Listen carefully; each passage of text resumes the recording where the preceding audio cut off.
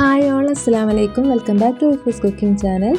Friends, ഇന്ന് ഞാൻ വന്നിരിക്കുന്നത് നമ്മുടെ ചോറിൻ്റെ ചപ്പാത്തിൻ്റെ ഒക്കെ കൂടെ കഴിക്കാൻ പറ്റിയിട്ടുള്ള അടിപൊളി കോംബോ ആയിട്ടുള്ള നമ്മുടെ മത്തി വറ്റിച്ചതാണ് കേട്ടോ. നല്ല അടിപൊളി ടേസ്റ്റാണ്. ഇത് മാത്രം മതി ചോറിൻ്റെ കൂടെ കഴിക്കാനായിട്ട്. വീഡിയോയിലേക്ക് പോകുന്നതിന് മുമ്പായി ആരെങ്കിലും പുതിയതായി ചാനൽ കാണുന്നുണ്ടെങ്കിൽ മറക്കാതെ ലൈക്കും സബ്സ്ക്രൈബും ചെയ്ത് സപ്പോർട്ട് ചെയ്യണം കേട്ടോ. അപ്പം ഞാനിവിടെ അരക്കിലോ നല്ല ഫ്രഷ് മത്തിയാണ് ഇട്ട് എടുത്തിരിക്കുന്നത്. ഇത് നല്ലപോലെ കഴുകി വൃത്തിയാക്കി തലയൊക്കെ ഒഴിവാക്കിയിട്ട് എടുക്കാം കേട്ടോ. ഇനി ഇതിൻ്റെ തല ഉണ്ടെന്ന് കരുതിയിട്ട് കുഴപ്പമൊന്നുമില്ല. ഇനി ഇതിലേക്കുള്ള മസാലക്കൂട്ട് തയ്യാറാക്കാം. അതിനായി ഞാൻ ഇവിടെ മിക്സിയുടെ ജാർ എടുത്തിട്ടുണ്ട്. ഇതിലേക്ക് നമുക്ക് കുറച്ച് ചെറിയ ഉള്ളി ഇട്ട് കൊടുക്കാം. ഇനി ഒരു സവാളയുടെ പകുതി അരിഞ്ഞത് ഇട്ട് കൊടുക്കാം. ഇനി കുറച്ച് ഇഞ്ചി വെളുത്തുള്ളി കൂടെ ഇട്ട് കൊടുക്കാം. ഒരു 2 പച്ചമുളക് ചേർത്ത് കൊടുക്കാം. ഒരു തക്കാളിയുടെ പകുതി കൂടെ ചേർത്ത് കൊടുക്കാം. അതിനുശേഷം നല്ല ഫൈനായിട്ട് മിക്സിയുടെ ജാറിലൊന്ന് അടിച്ചെടുക്കാം.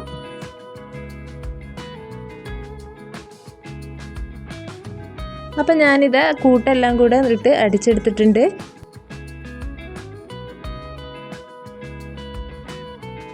ഇതങ്ങോട്ട് മാറ്റി വെക്കാം.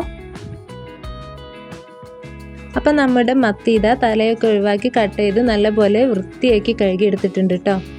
അപ്പം ഞാനിതാ ഈ ഒരു മൺചട്ടിയിലാണ് കേട്ടോ മീൻ വറ്റിച്ചെടുക്കുന്നത്. മൺചട്ടിയിൽ വെക്കുന്ന കറിക്ക് നല്ലൊരു ടേസ്റ്റാണല്ലോ ഉണ്ടാവുക, പ്രത്യേകിച്ചും വറ്റിച്ചതൊക്കെ ആവുമ്പോൾ. അപ്പം ഞാനിതാ ഈ ചട്ടിയിലേക്ക് നേരത്തെ അരച്ച് വെച്ചിട്ടുള്ള പേസ്റ്റ് ഇതിലേക്ക് ഇട്ട് കൊടുക്കുന്നുണ്ട് കേട്ടോ. ഇനി ഇതിലേക്ക് ആവശ്യമായിട്ടുള്ള പൊടികളൊക്കെ ചേർത്ത് കൊടുക്കാം. 1/2 ടീസ്പൂൺ കുരുമുളക് പൊടിയാണ് ഞാൻ ആദ്യമായിട്ട് ഇട്ട് കൊടുക്കുന്നത്. കുരുമുളക് പൊടിയാണ് കേട്ടോ ഇതിൻ്റെ ഹൈലൈറ്റ്. ഇനി ഞാൻ ചേർത്ത് കൊടുക്കുന്നത് 1/2 ടീസ്പൂൺ പെരുംജീരക പൊടിയാണ്. 1/2 ടീസ്പൂൺ മഞ്ഞൾപ്പൊടി കൂടെ ചേർത്ത് കൊടുക്കാം. ഇതിൽ നമ്മൾ മുളക് പൊടിയൊന്നും ചേർക്കുന്നില്ല കേട്ടോ. ഇനി ഞാൻ ചേർത്ത് കൊടുക്കുന്നത് മല്ലിപ്പൊടിയാണ്. 2 ടീസ്പൂൺ മല്ലിപ്പൊടി കൂടെ ഇട്ട് കൊടുക്കാം.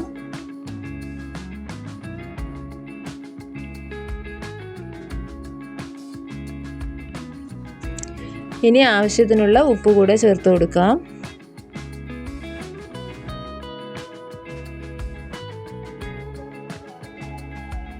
ഇനി വേണ്ടത് ഒരു 1/2 ടീസ്പൂണിനടുത്ത് ഉലുവയാണ് കേട്ടോ. ഈ ഉലുവയും ഇതിലെ ഹൈലൈറ്റ് തന്നെയാണ് കേട്ടോ.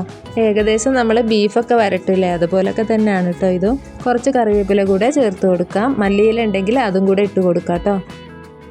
ഇനി ഇതൊരു കയ്യിൽ ഉപയോഗിച്ചിട്ട് നല്ലപോലെ ഒന്ന് മിക്സ് ചെയ്ത് കൊടുക്കാം. അതിനുശേഷം ആവശ്യത്തിനുള്ള വെള്ളം ഒഴിച്ചു കൊടുക്കാം.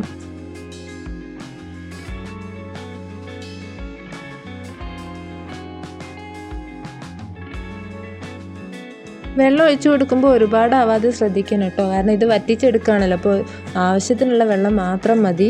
ഞാനിപ്പോൾ നേരത്തെ തക്കാളിയുടെ പേസ്റ്റ് അരച്ചിട്ടുള്ള ആ ജാറിൽ തന്നെ കുറച്ച് വെള്ളം എടുത്തിട്ടാണ് ഒഴിച്ചു കൊടുക്കുന്നത്. അപ്പോൾ ഇത് ഇത്രയും മതി കേട്ടോ. ഇനി ഇതിൻ്റെ പച്ചമണം മാറുന്നത് വരെ ഒന്ന് വേവിച്ചെടുക്കാം. അപ്പോൾ അതിനായി ഞാൻ അവിടെ സ്റ്റവ് ഓൺ ചെയ്യുന്നുണ്ട്. ഇനി ഇതിന് മുകളിലേക്ക് നമുക്ക് ആ ചട്ടി വെച്ച് കൊടുക്കാം. ഞാനിതിലേക്ക് ഒരു കാര്യം ചേർക്കാൻ മറന്നു പോയിട്ടുണ്ട് കേട്ടോ. ഒരു ചെറിയ കഷ്ണം പുളി കൂടെ ചേർത്ത് കൊടുക്കേണ്ടതുണ്ട്. നമ്മൾ നേരത്തെ അരയ്ക്കുന്ന സമയത്ത് അതിലിട്ട് കൊടുക്കേണ്ടതായിരുന്നു കേട്ടോ. ചെറിയൊരു കഷ്ണം പുളിയും കൂടെ ഇതിലേക്ക് ഇട്ട് കൊടുക്കാം.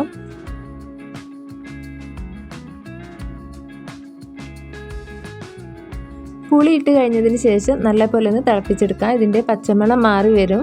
ആ സമയത്ത് നമുക്കിതിലേക്ക് കുറച്ച് വെളിച്ചെണ്ണ കൂടെ ചേർത്ത് കൊടുക്കാം.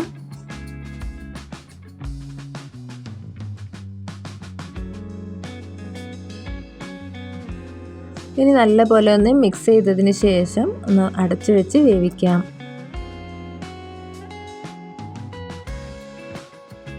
അടച്ചു വെച്ചതിന് ശേഷം ഒരു 5 മിനിറ്റ് നേരം വേവിച്ചെടുത്താൽ മതി കേട്ടോ. അതിനുശേഷം നമുക്കിതിലേക്കുള്ള മത്തി ഇട്ട് കൊടുക്കാം.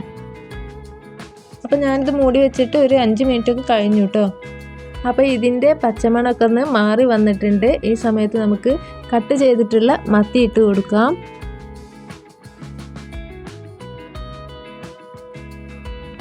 മത്തിയുടെ കൂടെ കുറേ പഞ്ഞി ഉണ്ടായിരുന്നു കേട്ടോ, നല്ല ടേസ്റ്റാണത്. ഇനി ഇതൊരു സ്പൂൺ ഉപയോഗിച്ചിട്ട് പതുക്കെ ഒന്ന് ഇളക്കി കൊടുക്കാം. ഇളക്കി കൊടുക്കുന്ന സമയത്ത് മീൻ ഉടഞ്ഞു പോവാതെ ശ്രദ്ധിക്കണം.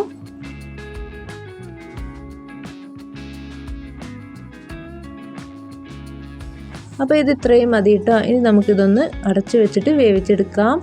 അധിക നേരം ഒന്നും വേവിച്ചെടുക്കണ്ട കേട്ടോ, അതും ഒരു 5 മിനിറ്റ് വേവിച്ചാൽ മതി. കാരണം ഇതിൽ വെള്ളമൊന്നും ഇല്ലല്ലോ. ഏകദേശം ഒരു 5 മിനിറ്റ് ഒക്കെ കഴിഞ്ഞിട്ട് ഞാനിതവിടെ തുറന്ന് നോക്കുന്നുണ്ട്. ഇപ്പം മത്തിയൊക്കെ ഇതാ നല്ല പോലെ വേവായി വന്നിട്ടുണ്ട്, വെള്ളമൊക്കെ വറ്റി വന്നിട്ടുണ്ട്. ഈ സമയത്ത് നമുക്ക് ഗ്യാസ് ഓഫ് ചെയ്ത് വെക്കാം കേട്ടോ. പിന്നെ ഇതിലുള്ള ഇപ്പോൾ ഈ കാണുന്ന ഈ വെള്ളം കുറച്ച് കഴിയുന്ന സമയത്ത് അത് വറ്റിപ്പോയിരിക്കും. ചട്ടിയിൽ വെക്കുന്നതുകൊണ്ടുള്ളൊരു ഗുണം എന്ന് പറയുന്നത് അതാണ്. ഈ സമയത്ത് ഓഫ് ചെയ്താലും കുറച്ച് കഴിഞ്ഞാൽ ആ വെള്ളം ഉണ്ടാവില്ല അതിൽ. അതുകൊണ്ടാണ് ഈ സമയത്ത് ഗ്യാസ് ഓഫ് ചെയ്യാനായിട്ട് പറയുന്നത്. ഇനി ഇത് ഇതുപോലെ തന്നെ അടച്ചു വെക്കാം. കുറച്ച് കഴിഞ്ഞതിന് ശേഷം സെർവ് ചെയ്യാനായിട്ട് എടുക്കാം. അപ്പം മത്തിയിലെ വെള്ളമൊക്കെ വറ്റിയതിന് ശേഷം ഞാനിതൊരു പ്ലേറ്റിലേക്ക് അത് മാറ്റുന്നുണ്ട് കേട്ടോ. മത്തി വരട്ട് നല്ല സൂപ്പറായിട്ട് കിട്ടിയിട്ടുണ്ട്, നല്ല ടേസ്റ്റിൽ കിട്ടിയിട്ടുണ്ട്. ഞാൻ വെറുതെ പറഞ്ഞതല്ല കേട്ടോ, ഇത് മാത്രം മതി ചപ്പാത്തിക്കും ചോറിനൊക്കെ കൂട്ടാനായിട്ട്. എല്ലാവരും ഒന്ന് ട്രൈ ചെയ്ത് നോക്കണേ. എൻ്റെ ഇന്നത്തെ വീഡിയോ ഇത്രയേ ഉള്ളൂ കേട്ടോ. എൻ്റെ വീഡിയോ ഇഷ്ടമായിട്ടുണ്ടാവുമെന്ന് വിചാരിക്കുന്നു. ഇഷ്ടപ്പെട്ടാൽ മറക്കാതെ ലൈക്കും സബ്സ്ക്രൈബും ചെയ്ത് സപ്പോർട്ട് ചെയ്യുക. വീണ്ടും കാണാം. ബൈ.